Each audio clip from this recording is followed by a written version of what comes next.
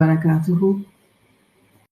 अल्हम्दुलिल्लाह, आज हमारा सूरत अज़्ज़लज़ला का सेशन नंबर 36 है। एक बात मैं उन बहनों के लिए वाज़ेह कर रही हूँ जिनकी तरफ से बहुत रिक्वेस्ट आ रही है मुस्तकिल कि आप थर्सडे की क्लास में दौरे कुरान टाइप कोई क्लास शुरू कर दें rather than the in depth study. मुझे नहीं पता कब अल्लाह ताला ने मुझसे दोबारा दौरे कुरान का काम लेना होगा। यकीनन जब कभी अल्लाह ने मुझसे लेना होगा तो अल्लाह ताला मेरे दिल में डाल देंगे या हालात ऐसे कर देंगे कि फिर खुद से मेरे कदम दौरे कुरान कराने की तरफ उठ जाएंगे। दौरे कुरान इन डेप्थ स्टडी को प्रेफरेंस देना ख़ास तौर पर दौरे कुरान के ऊपर उसका एक मकसद है।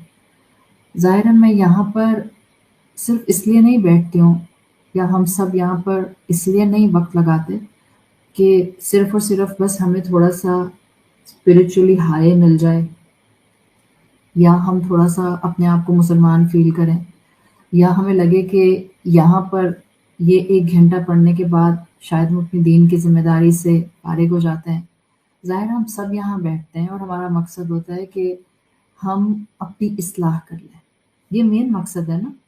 अब जब एक उस्ताद, जिसको आप अगर उस्ताद समझती हैं, वो अपने सलाहियतों के एंगल को देखते हुए आपको एक चीज़ पढ़ाने का डिसाइड करता है, तो फिर कोशिश होनी चाहिए कि हमारी तो नीयत है सीखना। मैं वो चीज़ पढ़ाऊँगी जिससे मुझे लगेगा कि ये चीज़ मेरे अमल को अच्छा कर रही है। ये मेरी पढ़ाने की फ़िलॉसफ़ी है।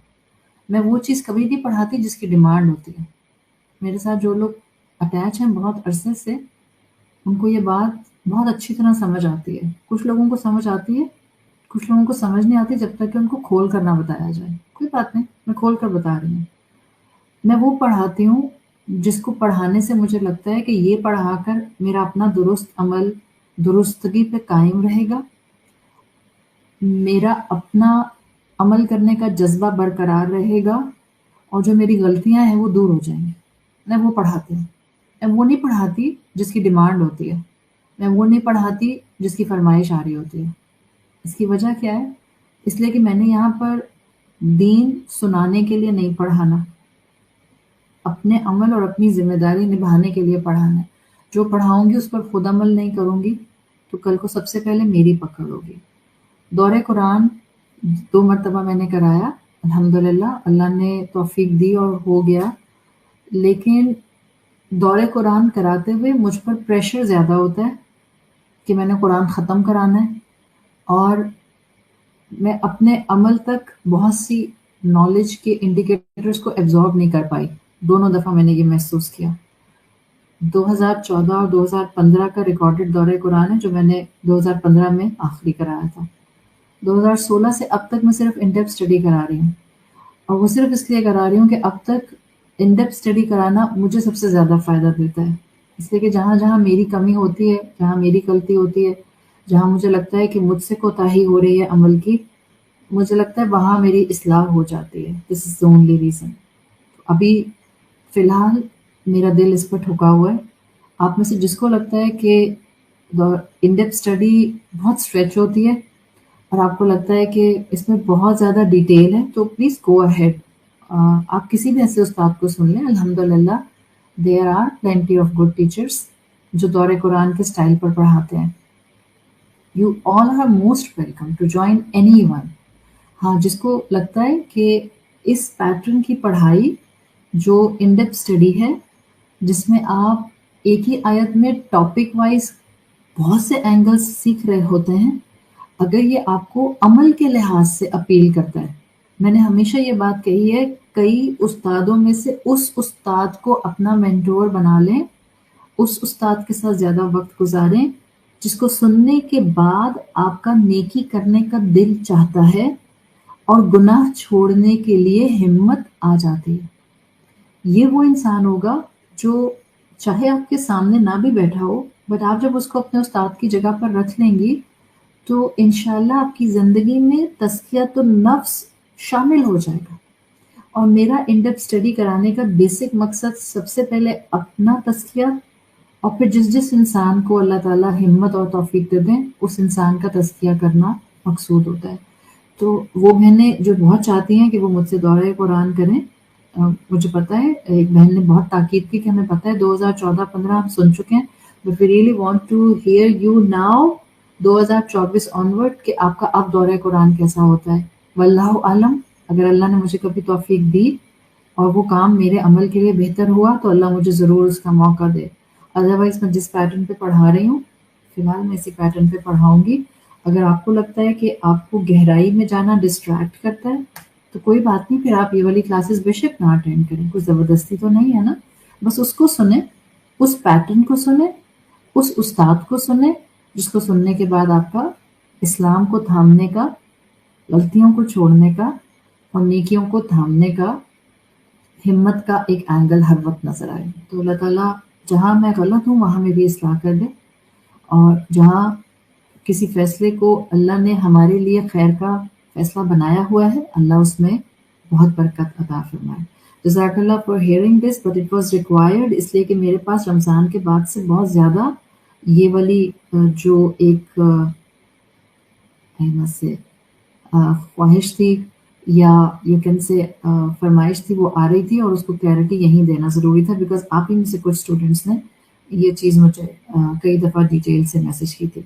اب اللہ کا نام لے کر ہم اپنی آج کی کلاس کو شروع کر رہے ہیں. آئی ایم اسٹل اسٹکنگ آن آیا نمبر 7، اور ایک سوال آیا تھا ہمارے پاس پچھلے سے پچھلی رمضان سے پہلی جو کلاس تھی اس کے حوالے سے. جب میں نے خیر کی ڈیفینیشن کرائی تھی تو اس وقت سوال آیا تھا کہ پلیز ڈیفائن خیر اور عافیت، اور اگر ان دونوں میں فرق ہے تو انشاءاللہ کیپنگ سورت الزلزلہ ان مائنڈ، اور جہاں اللہ تعالیٰ نے آیت 7 میں الفاظ کہے ہیں فَمَن يَعْمَلْ مِثْقَالَ ذَرَّةٍ خَيْرًا يَرَى، کہ جو ایک ذرے کے برابر بھی خیر کرے گا وہ دیکھ لے گا. ہم اسی خیر کے ساتھ جتنا الحمدللہ ڈیٹیل ڈسکشن کر چکے ہیں، اور پچھلی کلاس میں نے آپ کو ذرہ کی بھی ڈیفینیشن بتا دی تھی. میں اس خیر کو عافیت کے ساتھ کنیکٹ کر کے آج کا ٹاپک کراؤں گی. اینڈ ٹوڈیز ٹاپک از حیات الخیر والعافیہ. اللہ کا نام لے کر ہم شروع کرتے ہیں. الحمدللہ رب العالمین والصلاة والسلام علی اشرف الانبیاء والمرسلین وعلی آلہ وصحبہ ومن استنى بسنته الی یوم الدین. اللہم جعلنا منہم ومن الذین آمنوا وعملوا الصالحات وتواصوا بالحق وتواصوا بالصبر آمین یا رب العالمین. ثم اما بعد فاعوذ باللہ من الشیطان الرجیم. بسم اللہ الرحمن الرحیم. رب اشرح لی صدری ویسر لی امری واحلل عقدۃ من لسانی یفقہوا قولی. اللہم ثبتنا عند الموت بلا الہ الا اللہ. اے ہمارے اللہ ہمیں ہماری موت پر کلمہ لا الہ الا اللہ پر ثابت قدم رکھے. سورۃ الزلزلہ آیت نمبر 7. فَمَن يَعْمَلْ مِثْقَالَ ذَرَّةٍ خَيْرًا يَرَى، جو ذرے کے برابر بھی عمل کرے گا، ذرے کے وزن کے برابر بھی عمل کرے گا تو وہ اس کو ضرور دیکھ لے گا. ہم نے خیر کی ڈیفینیشن کو سمجھا، اور ہم نے دیکھا کہ خیر مینلی اس آیت میں اینی گڈ ڈیڈ، اچھے کام، نیکیاں، اس پرسپیکٹو میں استعمال کیا گیا ہے. ایک بات تو بالکل کلیئر ہے کہ آخرت میں ان اچھے کاموں کا وزن ہوگا، چاہے اچھا کام ایک ایٹمز ویٹ کے برابر بھی ہوگا، صرف ان اچھے کاموں کا وزن ہوگا آخرت میں جو اچھے کام اللہ تعالیٰ اور رسول اللہ صلی اللہ علیہ وسلم کی تعلیمات سے اچھے کام ڈیفائنڈ ہیں. ہر اچھا کام وزن نہیں رکھے گا آخرت میں، بیکاز اچھے کام تو دنیا میں نان مسلمز بھی کرتے ہیں، اچھے کام دنیا میں ایگنوسٹکس بھی کرتے ہیں، وہ بھی کرتے ہیں جو لا خدا ہیں، یعنی جو خدا کو نہیں مانتے ہیں، جو ایتھیسٹ ہیں. تو اچھا کام تو سبھی کرتے ہیں. اچھا کام تو یہ بھی کوئی کرتا ہے کہ جی میں نے میوزیکل کانسرٹ کیا ہے اور میں نے اپنے پروفٹ کا 50% پیلسٹینین مسلمز کو دے دیا ہے، تو اچھا کام تو یہ بھی تھا. وزن آخرت میں، ناٹ ان دنیا، آخرت میں صرف ان اچھے کاموں کا وزن ہوگا جو اچھے کام اللہ تعالیٰ اور رسول اللہ صلی اللہ علیہ وسلم کی تعلیمات کا سٹیمپ رکھیں گے. تو ایک تو کلیئرٹی یہ ہو گئی. دوسرا جب ہم بات کرتے ہیں خیر کے کاموں کی تو دیکھیں خیر کے کام کیے جاتے ہیں تو زندگی میں عافیت آتی ہے. دس از دا لنک بین الخیر والعافیہ. آپ کرتی ہیں خیر کے کام تو زندگی کے اندر عافیت آ جاتی ہے. عافیت کیا ہے اور عافیت کا ہماری زندگی میں کیا لنک بنتا ہے، ہم آج اس پر بات کر رہے ہیں. عافیت عین سے شروع ہوتا ہے اور جیسے جیسے نیکیاں بڑھتی جاتی ہیں آپ کے کردار میں، آپ کی سوچ میں، آپ کی اسپرچویلٹی میں، آپ کی سراؤنڈنگ میں، آپ کی پلاننگ میں عافیت آتی جاتی ہے. ٹھیک ہے. عافیت کا لفظ بنا ہے عربی زبان میں عفا سے، عین فا واو، عفا عین فا الف عفا، آپ جیسے بھی اس کو سمجھنا چاہیں. عین فا واو لکھا جاتا ہے، عفو اسی سے عین فا الف بنتا ہے. ٹھیک ہے. عافیت یا عفا کا مطلب ہوتا ہے، ہم یہ سبق جو اپنا کر رہے ہیں جسٹ کیپ ان مائنڈ کہ ہم مکی سورت الزلزلہ کر رہے ہیں. ہم سورت الزلزلہ کی آیت نمبر 7 کر رہے ہیں اور ہم آخرت میں ایک اینگل دیکھ آئے ہیں کہ ان اعمال کا وزن ہوگا جو کہ سٹیمپڈ اور اپرووڈ بائی اللہ اور اللہ کا رسول صلی اللہ علیہ وسلم ہوں گی اور وہ اپنا ایک ویٹیج آخرت میں رکھیں گے. ان کا دنیا میں امپیکٹ کیا ہوگا کہ آپ کو نہ صرف آخرت میں اجر اور عافیت ملے گی بلکہ آپ کو اس دنیا میں بھی اس خیر کی وجہ سے ایک کیفیت نصیب ہوگی. اس کیفیت کو عافیت کہتے ہیں. ٹھیک ہے. تو عفا یا عفو اس کا مطلب ہوتا ہے سلامتی. سلامتی مطلب things are at its proper place. جبھی تو سلامت ہوتی ہے چیز. مثال کے طور پر آپ نے اپنا بہت ہی اچھا کرسٹل ٹیبل کے بالکل ایج پہ رکھ دیا، یہ اس کرسٹل کے لیے عافیت نہیں ہے، سلامتی نہیں ہے، بیکاز آپ نے اس کو ولنریبل کر دیا. So when things are at its proper place it always give the state of عافیت. تو عافیت کا مطلب ہوتا ہے سلامتی. عافیت میں عفو کے اینگل سے آ جاتا ہے درگزر. عافیت کا مطلب ہوتا ہے آرام. عافیت کا مطلب ہوتا ہے سکون. ٹھیک ہے. اب اس کا مطلب کیا ہے جب آپ اس کو خیر سے لنک کرتے ہیں؟ آپ جب نیکی کے کام کرتے ہیں چاہے وہ چیونٹی کے انڈے کے وزن کے برابر بھی ہوتے ہیں، آپ جب بھی کوئی نیکی کرتی ہیں اس کا مطلب ہے آپ کی زندگی میں پروٹیکشن آتی ہے عافیت کے اینگل سے، تحفظ آتا ہے عافیت کے اینگل سے، سکون آتا ہے عافیت کے اینگل سے، سلامتی آتی ہے عافیت کے اینگل سے، بھلائی آپ کے آس پاس سپریڈ ہونے لگ جاتی ہے عافیت کے اینگل سے. آپ رمضان میں سے ابھی گزر کر آئے ہیں، آخری عشرے کی دعا آپ نے کئی مرتبہ پڑھی ہوگی. آخری عشرے کی دعا جو اللہ کے رسول صلی اللہ علیہ وسلم نے سکھائی اس میں اسی عافیت کو تو مانگا گیا ہے. اللہم انک عفو کریم تحب العفو فاعف عنی. دیٹس the same عافیت جس کو ہم اللہ سے مانگتے ہیں. عفو کا میننگز ہوتا ہے کہ آپ کو کسی کی طرف سے معافی مل جانا، اور جب اللہ کی طرف سے عفو آتا ہے اس کا مطلب ہوتا ہے اللہ تعالیٰ نے آپ کو نہ صرف معاف کر دیا، انفیکٹ اس نے اپنی رحمتوں کے دروازے اور خزانے آپ کی طرف کھول دیے. دیٹس عافیت جو ہم اس دعا میں اللہ سے مانگتے ہیں. اللہم انک عفو کریم. اللہ آپ تو بہت اچھی طرح سے معاف کرنے والے ہیں، بینوولنس کے ساتھ معاف کرنے والے ہیں، کریم ہیں.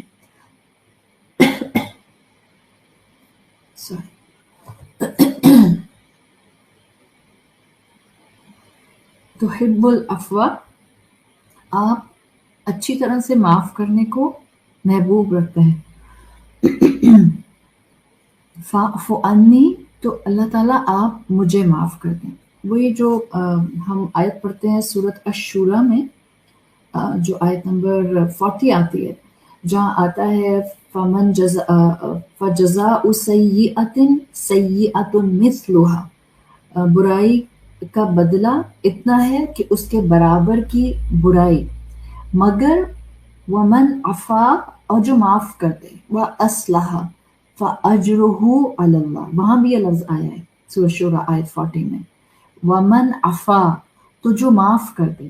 کسی نے آپ کے ساتھ زیادتی کی اور آپ زیادتی لینے کے بدلے کی جگہ پر تھیں، آپ پورا بدلہ لے سکتی تھیں. You are giving the option by اسلام کہ آپ بدلہ لے لیتی، بیکاز اللہ نے کہا تھا برائی کا بدلہ برائی ہے، بٹ آپ نے بدلہ نہیں لیا. اینڈ یو ٹوک اے اسٹیپ اہیڈ اور آپ نے اس انسان کو معاف کر دیا. دیٹس عافیت. آپ نے اس انسان کو عافیت دی اور آپ نے اپنے لیے بھی عافیت پسند کی. اس انسان کو عافیت کیسے دی کہ آپ نے اس کو بدلے کی تکلیف سے نہیں گزارا. اپنے آپ کو عافیت کیسے دی آپ نے کہ آپ نے خود کو مینٹل ٹارچر سے، بدلہ لینے کی مینٹل ٹارچر سے بچا لیا. سو دیٹس عافیت ٹو. جتنی آپ نیکیاں کرتے جاتے ہیں آپ کی زندگی کے اندر عافیت کے اینگلز بڑھتے جاتے ہیں. اب آپ عافیت کو سکون پر لے جائیں. آپ کسی کو معاف کر کے خود پرسکون ہو جاتے ہیں. آپ کسی کے ساتھ درگزر کر کے خود پرسکون ہو جاتے ہیں. آپ کسی کے لیے سلامتی کا باعث بن کے ایکچولی اپنے پیس آف مائنڈ کو سیو کر رہے ہوتے ہیں. آپ کسی کو معاف کرنے کے بعد خود کو نیگیٹیوٹی سے بچا رہے ہوتے ہیں. دیٹس عافیت. سو ہر نیکی کے ساتھ a certain level of عافیت is strongly connected. جس دن مسلمانوں کو یہ بات سمجھ آ جائے گی وہ نیکی کر کے احسان نہیں جتائیں گے. میں نے دیکھا تمہیں معاف کیا، دیکھا میں نے تم کو کتنی مرتبہ معاف کیا، دیکھا میں تمہیں بار بار موقع دیتی ہوں. تو یہ والا اینگل پھر نہیں آتا، بیکاز آپ کو پتا ہوتا ہے کہ جتنی مرتبہ آپ عافیت کے اینگل کو لینا چاہیں گے آپ اپنے فائدے کے لیے لینا چاہیں گے. آپ صرف سامنے والے کو اللہ کی خاطر معاف کر دیں گے. اسی لیے عافیت کہتے ہیں آپ کی زندگی میں سے ہر مشکل، ہر مصیبت، ہر مرض، ہر درد، ہر غم، اس کو شفا مل جائے. یہ بھی عافیت کا ایک اینگل ہے، بیکاز ایک اینگل ہے پازیٹیوٹی کے ساتھ سلامتی آئی، سکون آیا، درگزر آیا، آپ نے اپنے آپ کو پیس آف مائنڈ دے دیا. ایک ایک یہ اینگل ہے. اب اس کا اپوزٹ اینگل سمجھ کے پوائنٹ آف ویو سے obviously جب سلامتی آئے گی تو کیا جائے گا؟ غم جائے گا، اداسی جائے گی، درد جائے گا، مرض جائے گا، مصیبت جائے گی. سو یہ سارے مفہوم اس ایک عافیت کے ساتھ کنیکٹڈ ہیں. ایک نیکی کرتے ہیں اتنے انعام ملتے ہیں. اور خاص طور پر آج کے دور میں جہاں پر حقیقت ہے کہ ہر دوسرا انسان کسی نہ کسی فکر میں آپ کو بالکل کمپلیٹلی انٹینگلڈ نظر آتا ہے، گھرا ہوا نظر آتا ہے. کوئی کسی بیماری میں آپ کو گھرا ہوا نظر آتا ہے، کسی کے گھر کا کوئی مسئلہ ہوتا ہے. جس انسان کے پاس بیٹھو یا جس انسان سے آپ بات کرو ہر کوئی اپنی پریشانی سنا رہا ہوتا ہے. And that's a very common factor جو ہمیں آج کل نظر آتے ہیں. یعنی آپ ایک اگر گراف بنائیں تو آپ کو پتہ چلے گا میجورٹی انسان سکون سے خالی ہیں. سکون سے بڑی کوئی نعمت نہیں ہوتی ہے. That you have a peace of mind. آپ صبح اٹھتے ہیں، شکر ادا کرتے ہیں اور آپ نماز پڑھ کر اللہ کا شکر کرتے ہیں کہ اس نے توفیق دے دی نماز پڑھنے کی. And you start your day with a new passion, with a new zeal کہ مجھے انشاءاللہ آج یہ دن اللہ کی فرما برداری سے گزارنا ہے، مجھے اپنی زبان کو کنٹرول کرنا ہے، مجھے غصہ نہیں کرنا، مجھے بدلہ نہیں لینا، مجھے درگزر کرنا ہے، مجھے لاؤڈ نہیں ہونا، مجھے جو ہے وہ اللہ سے حکمت مانگنی ہے. اور آپ کانسٹنٹلی جب اللہ کے ساتھ ایک کنیکشن پر رہتے ہیں تب آپ کی زندگی میں سکون آتا ہے. بٹ میجورٹی آف دا انسان in our surrounding or in this world are empty because they does not have سکون. وہ سکون نہیں ہے ان کے پاس. ہاں وہ اکا دکا انسان، وہ چند انسان، وہ قلیلم ما تشکرون، تم میں کم نہیں ہے جو شکر ادا کرتے ہیں. وہ لوگ جو بیماریوں سے بچے ہوئے ہیں، مصیبتوں سے بچے ہوئے ہیں، پریشانیوں سے بچے ہوئے ہیں، آزمائشوں سے بچے ہوئے ہیں. there are certain people جو ہمارے آس پاس ہوتے ہیں. ہو سکتا ہے آپ میں سے الحمدللہ کوئی خود کو اس جگہ پر محسوس کر رہا ہوں. یہ بہت کم ہے اور یہ ایک بڑا احسان ہے اللہ کا ہماری زندگیوں میں اگر ہم اپنے آپ کو ان جگہوں پر پلیس کر سکتے ہیں. اس کا مطلب کیا ہے؟ وہ انسان جو اپنی زندگی پر ایک نظر ڈالتا ہے، a bird eye view، اور آپ کے منہ سے شکر زیادہ اور کمپلین کم نکلتی ہے. That's the definition of a life which is full of عافیت. अल्हम्दुलिल्लाह, याद रखें। अगर एक तो होता है ना कि एक शुक्रगुज़ार इंसान, साबिर इंसान जिसकी ज़िंदगी में कई मुश्किलात हैं, बट उसके बावजूद वो शुक्र का कलमा पढ़ता है, तो ये तो उसका हाई लेवल ईमान हो गया, ठीक है? ये तो एक बहुत ही मोमिन बंदा है, ज़ाहिर है जिसकी ज़िंदगी में हर दिन आज़माइशें हैं, हर दिन इम्तिहान है, हर दिन तकलीफ़ है, हर दिन आँसू हैं, हर दिन बहुत सी दफ़ा एक ही इंसान को माफ़ करना है, या हर दिन एक ही दफ़ा बहुत से, नहीं तो डिफरेंट एंगल के एस्पेक्ट्स को आजमाइश की तरह गुजारना है, बट उसकी ज़ुबान शुक्र करती है, शिकवा नहीं करती है, तो वो तो बहुत ही हाई ग्रेड मुसलमान और हाई ग्रेड मोमिन है। अगर आप अपनी ज़िंदगी में देखती हैं और आपको अल्हम्दुलिल्लाह नेमतें ज़्यादा और परेशानियाँ कम नज़र आती हैं, इसका मतलब है अल्हम्दुलिल्लाह अल्लाह ताला ने आपको आफ़ियत वाली ज़िंदगी दी, और रिक्वायर्ड है अल्लाह से कि हम अपने लिए आफ़ियत वाली ज़िंदगी माँगें। जैसे कि नरेशंस में आता है, एक दिन हज़रत अबू बकर सिद्दीक़ रज़ियल्लाहु अन्हु अपने उस पे मिंबर पर आए, और इससे पहले कि आप कुछ कहते, आप हज़रत अबू बकर सिद्दीक़ रोना शुरू हो गए, और फरमाया कि उनको याद आया एक वक़्त जब अल्लाह के रसूल सल्लल्लाहु अलैहि वसल्लम हयात थे, और कहा कि हिजरत के पहले साल एक मर्तबा रसूलुल्लाह सल्लल्लाहु अलैहि वसल्लम मिंबर पर खड़े हुए थे और इरशाद फरमाया था, ये जामे अत-तिरमिज़ी की हदीस है, सल्लल्लाहुल आफ़ियता, अल्लाह से आफ़ियत का सवाल करो, फ़इन्नहुम लम युअत अब्दन बअदल यक़ीन खैरन मिनल आफ़िया, अल्लाह से आफ़ियत का सवाल करो, क्योंकि ईमान और यकीन के बाद आफ़ियत से बड़ी नेमत कोई भी नहीं, आफ़ियत से बड़ी नेमत किसी बंदे को अता नहीं की गई। यानी अगर आपकी ज़िंदगियों में सुकून है, आपके रिश्ते आपको वैसा नहीं सताते कि हर वक़्त आपकी आँखों में आँसू रहते हैं उनकी वजह से, आपकी ज़िंदगी में अल्हम्दुलिल्लाह ऐसी गुर्बत नहीं है कि आप अपनी बेसिक ज़रूरियात पूरी नहीं कर सकती। मैं ख्वाहिशात की बात नहीं कर रही हूँ, ज़रूरियात की बात कर रही हूँ।